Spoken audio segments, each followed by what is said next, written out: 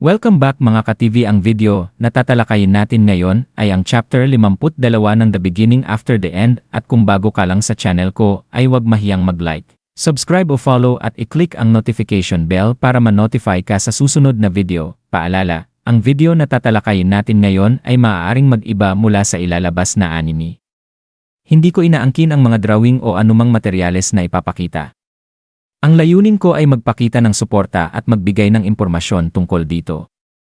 Ang lahat ng kredito ay nananatili sa mga orihinal na may-ari. Maraming salamat sa pagsusulit para sa ranggo ng adventurer. Si Arthur ay itinapat laban kay Caspian, ang pinuno ng pinakamalaking sangay ng Adventurer Guild sa Sapin at isa ring kilalang AA class adventurer.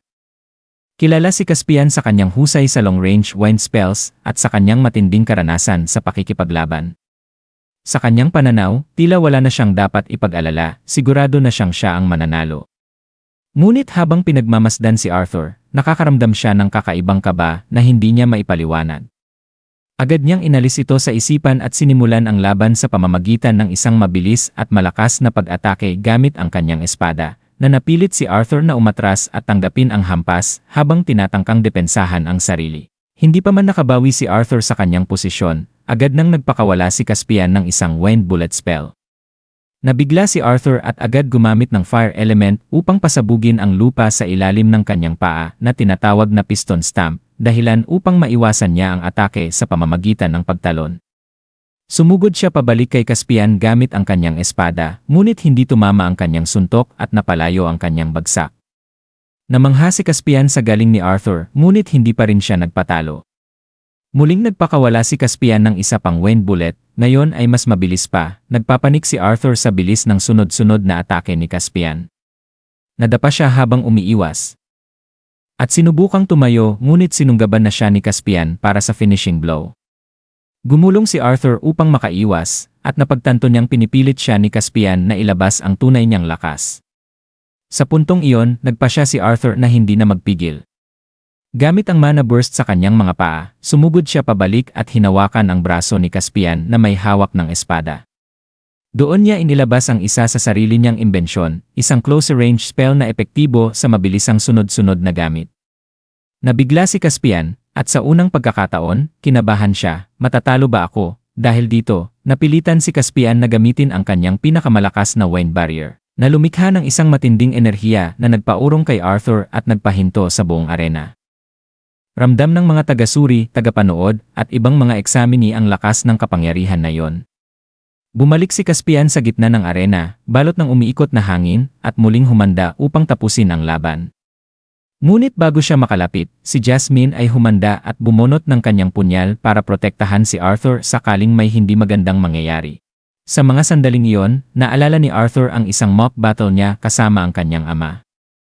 Naalala niya ang dalawang uri ng lightning magic, external at internal.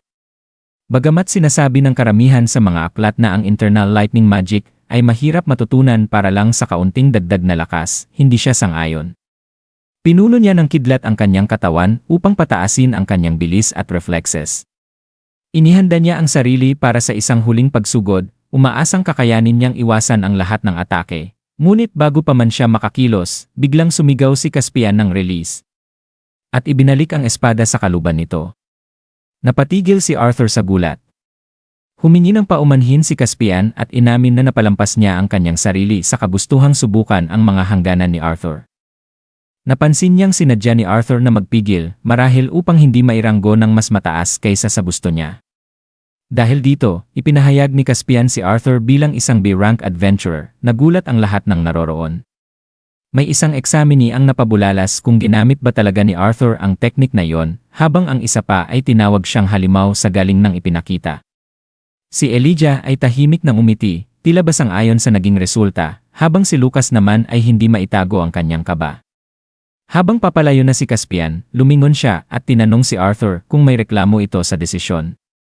Tahimik na tumango si Arthur habang kinakamot ang kanyang maskarang suot, bahagyang nahihiya. Dali-daling lumapit si Jasmine sa kanya habang ang mga manonood ay unti-unting tinatanggap ang matinding laban na kanilang nasaksihan. Bagamat opisyal na iniranggo lamang si Arthur bilang B-class, malinaw sa lahat na ang kanyang lakas ay higit pa sa inaasahan, isang bagay na hindi madaling makakalimutan ng sinuman sa arena. At dito nagtatapos ang chapter 52 ng The Beginning After the End. May sumusubaybay pa ba? Mag-comment naman sa baba at maraming salamat.